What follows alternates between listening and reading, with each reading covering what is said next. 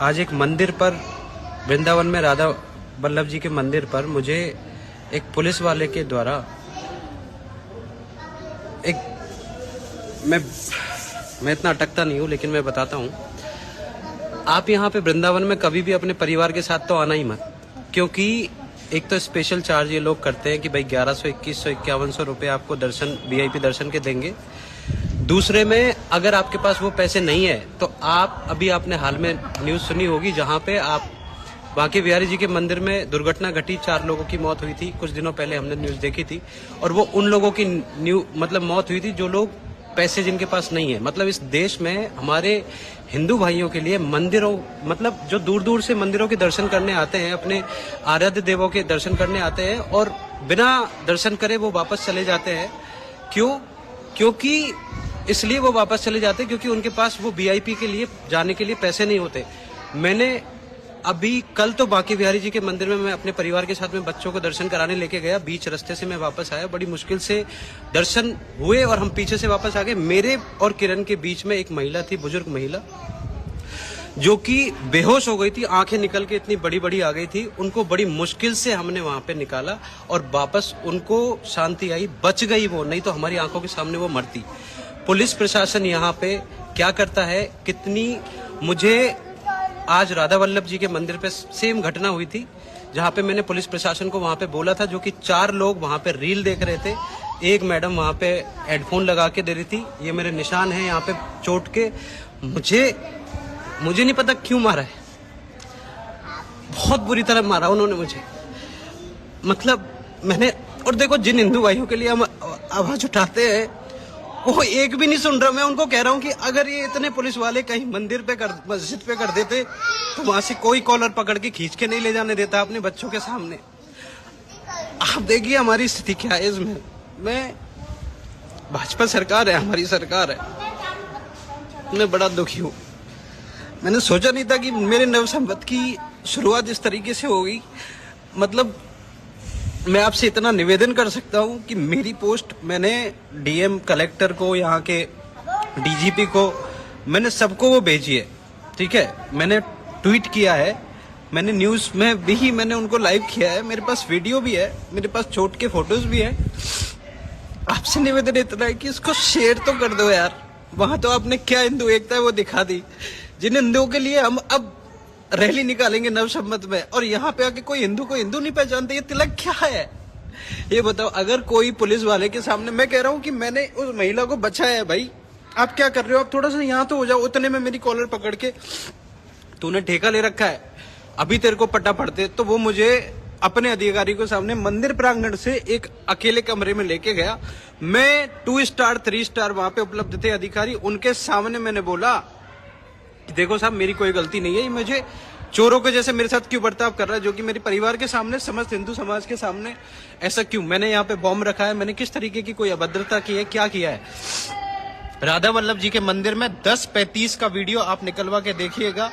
कोई भी हिंदू संगठन, आरएसएस, बजरंग। नमस्कार, जय हिंद साथियों, कैसे हैं आप सभी। आज की इस वीडियो में आप सभी का एक बार फिर से स्वागत करता हूं। भाई साथियों, जैसे कि आप सब जानते हैं कि मेरे इस चैनल पे पुलिस प्रशासन, कानून, नागरिकों के अधिकार और किसी क्राइम की इन्वेस्टिगेशन से जुड़े वीडियोस लगातार आते रहते हैं। और इसी सिलसिले में आज के इस वीडियो में हम बात करेंगे नागरिकों के अधिकारों के बारे में। जैसा कि आप सब जानते हैं, बीते कल 14 अप्रैल 2025 को बाबा भीमराव अम्बेडकर की जयंती थी, जिसे की पूरे ही भारत वर्ष ने बड़े ही हर्षो उत्साह से मनाया, क्योंकि उन्हीं के द्वारा लिखे गए संविधान में प्रत्येक नागरिक को समान अधिकार दिए गए हैं। लेकिन बड़े ही दुख के साथ आपको इस वीडियो के माध्यम से जानकारी दे रहा हूं कि हम हिंदू हैं और हमारे हिंदू धार्मिक स्थलों पर कुछ इस तरीके की व्यवस्था की जाती है जहां पर एक आम नागरिक के अधिकारों का शोषण होता है। और वो शोषण भी कहीं किसी और बाहर के लोगों के द्वारा नहीं, बल्कि उसी मंदिर के पंडों और वहाँ की सुरक्षा में लगे पुलिसकर्मियों के द्वारा किए जाता है। भाई जैसा कि आप सब ये भी जानते हैं कि आज के समय में महान संत स्वामी प्रेमानंद जी महाराज को सोशल मीडिया के माध्यम से प्रत्येक व्यक्ति व्यक्ति देखता है उनकी सीधी और सरल भाषा में जिस तरीके से हिंदू धर्म का प्रचार किया जाता है, उनके द्वारा लोगों की जीवन शैली को सुधार के उन्हें भक्ति मार्ग पर लाने की कोशिश की जा रही है, ये वाकई ही बहुत सराहनीय है। स्वामी प्रेमानंद सरस्वती जी के इस तरीके से दिए गए प्रवचन और उनके उपदेशों का बहुत ही गहरा फर्क पड़ रहा है। उनसे जुड़ा हर व्यक्ति, उनको सुनने वाला हर व्यक्ति अपने जीवन में से जितने भी उनके दोष हैं, अवगुण हैं, उनको त्याग कर सदमार्ग पे चलने की पूरी तरीके से कोशिश कर रहा है। स्वामी प्रेमानंद सरस्वती जी को सुनने, उनको जानने और सोशल मीडिया के माध्यम से उनका अनुसरण करने वाला हर एक व्यक्ति अपने इस जीवन काल में एक बार उनके दर्शन करके उनका आशीर्वाद जरूर लेना चाहता है। लेकिन जैसा कि आप सब ये भी जानते होंगे कि स्वामी प्रेमानंद सरस्वती जी ने वृंदावन वास का संकल्प ले रखा है। वो वृंदावन की धरती को छोड़कर उसकी सीमा से बाहर नहीं जा सकते। लेकिन सोशल मीडिया प्लेटफॉर्म के थ्रू उनके द्वारा दिए गए प्रवचन, उनके द्वारा बताई गई बातें इस संसार के हर एक व्यक्ति को जीवन को समझने के लिए, उनके जीवन के सभी दोषों को त्यागने के लिए उन्हें प्रेरित करती हैं। मैं खुद भी प्रेमानंद महाराज जी को सुनता हूँ, देखता हूँ और उनके द्वारा बताई गई बातों पर अमल भी करता हूँ। और आज के समय में वो सभी लोग बड़े ही भाग्यशाली हैं जो स्वामी प्रेमानंद सरस्वती जी के दर्शन कर पाते हैं या सोशल मीडिया प्लेटफॉर्म के माध्यम से उनको सुन पा रहे हैं, क्योंकि वो अपनी सीधी और सरल भाषा से किसी भी व्यक्ति के जीवन से जुड़ी बड़ी बड़ी समस्याओं का बड़ी आसानी से समाधान बता देते हैं। और इन सब के बदले वो अपने किसी भी अनुसरण करने वाले भक्त से या किसी भी साधक से किसी भी तरीके की भेंट स्वीकार नहीं करते, उनसे कोई भी डिमांड नहीं करते। और यही सारी बातें स्वामी प्रेमानंद जी को आज के समय में जितने भी धर्म के प्रचारक हैं उन सभी से अलग और योग्य बनाती है। आप भी मेरी इस बात से ताल्लुक जरूर रखते होंगे। लेकिन अब इसी कड़ी में नागरिकों के अधिकारों का कहाँ पे हनन होता है, इस बात को भी मैं आपको बताता हूँ। लेकिन उससे पहले मैं आपको ये बात बता दूं कि इस तरीके से देश के नागरिकों को प्रताड़ित करने में स्वामी प्रेमानंद सरस्वती जी का बिल्कुल भी कोई हाथ नहीं है। वो तो स्वयं किसी चींटी को भी कष्ट नहीं देना चाहते। लेकिन हाँ, इतना जरूर है कि जहाँ पर स्वामी प्रेमानंद सरस्वती जी वास करते हैं वो वृंदावन धाम है, जिसे कि भगवान श्री कृष्ण जी और माता राधा रानी की वजह से पूरी दुनिया जानती है। साथ ही स्वामी प्रेमानंद महाराज जी वृंदावन की सीमा को छोड़कर उससे बाहर तो नहीं जा सकते, लेकिन इसी वजह से देश ही नहीं बल्कि पूरी दुनिया से लोग उनसे मिलने वृंदावन आते हैं। और एक बार वृंदावन आने के बाद वो स्वामी प्रेमानंद जी से मिलने का भरसक प्रयास करते हैं। इसके अलावा वृंदावन के कई धार्मिक स्थल ऐसे हैं जहाँ पर वो जाकर दर्शन करके अपना जन्म सफल करना चाहते हैं। लेकिन कल ही मैं एक वीडियो देख रहा था जिसमें कि एक युवक इसी तरीके से स्वामी जी की बातों से प्रभावित होकर अपने परिवार के साथ वृंदावन ठाकुर जी के मंदिर में ठाकुर जी के दर्शन करने पहुंचा था। लेकिन उस दौरान ठाकुर जी के मंदिर में बहुत भीड़ थी। अब उस भीड़ में परिवार सहित वो दर्शन करने के लिए चला तो गया, लेकिन वहाँ पर भीड़ का इतना प्रचंड प्रकोप था जिसके कारण एक अन्य वृद्ध दार्शनिक महिला जो कि वो भी उस मंदिर में ठाकुर जी के दर्शन करने आई थी, वो इस भीड़ में इस कदर दब गई कि उसकी हालत खराब होने लगी और अपनी उसी खराब हालत के चलते वो बेहोशी में जाने लगी। लेकिन जब उस व्यक्ति ने इस तरीके से उस महिला की बिगड़ती हुई हालत को देखा तो वो व्यक्ति अपने परिवार के साथ साथ उस महिला को भी भीड़ से अलग ले जाने की कोशिश करने लगा। लेकिन इस दौरान उस वृद्ध महिला को उस भीड़ के प्रकोप से बचाने के लिए वो जब अपने परिवार के सदस्यों के साथ उस महिला को भीड़ से अलग ले जाने की कोशिश करने लगा तो वहाँ मंदिर की सुरक्षा में तैनात पुलिस वालों ने उसके साथ अभद्र व्यवहार किया। जबकि उन पुलिस वालों की इस बात पर उस व्यक्ति ने पुलिस वालों से रिक्वेस्ट भी करी कि ये वृद्ध महिला है, ये बेहोश होने वाली है, ये भीड़ के प्रकोप को सहन नहीं कर पा रही। बस इतनी सी बात पर उस व्यक्ति से उन पुलिस वालों ने उस व्यक्ति के परिवार वालों के सामने ही, मतलब उसकी बीवी और उसके छोटे छोटे बच्चों के सामने ही उसे मारना पीटना शुरू कर दिया। और जब उस व्यक्ति ने पुलिस वालों के द्वारा की जाने वाली इस अभद्रता का विरोध किया तो उनमें से एक पुलिस वाला उस व्यक्ति को घसीटकर अकेले कमरे में ले गया और वहाँ पर उस व्यक्ति के साथ उन पुलिस वालों ने खूब मार पिटाई करी। तो उस वीडियो में उस पीड़ित व्यक्ति ने किसी पुलिस वाले का नाम तो नहीं बताया, लेकिन हाँ उसने इतना जरूर बताया कि कोई 2 स्टार पुलिस वाला था, कोई 3 स्टार पुलिस वाला था। इसके अलावा अन्य पुलिसकर्मी भी वहाँ मौजूद थे और वो सभी मिलकर उस व्यक्ति को बुरी तरह से मार रहे थे, जैसे कि वो कोई चोर है या उसने मंदिर में कहीं बम रख दिया है। अब भाई इस तरीके से मंदिर में भगवान की सेवा में लगे पंडे और पुजारी और उस मंदिर की सुरक्षा में लगे पुलिसकर्मी अगर वहाँ आने वाले तीर्थ यात्रियों से इस तरीके का अभद्रपूर्ण व्यवहार करेंगे तो ये कहाँ तक सही है। वैसे तो इस बात को आप भी जानते हैं कि किसी भी धार्मिक स्थल पर चले जाओ वहाँ पर VIP एंट्री का एक अलग से ही चलन चला हुआ है। मंदिर प्रांगण में भक्तों की चाहे कितनी भी भीड़ हो, आप 1100, 2100,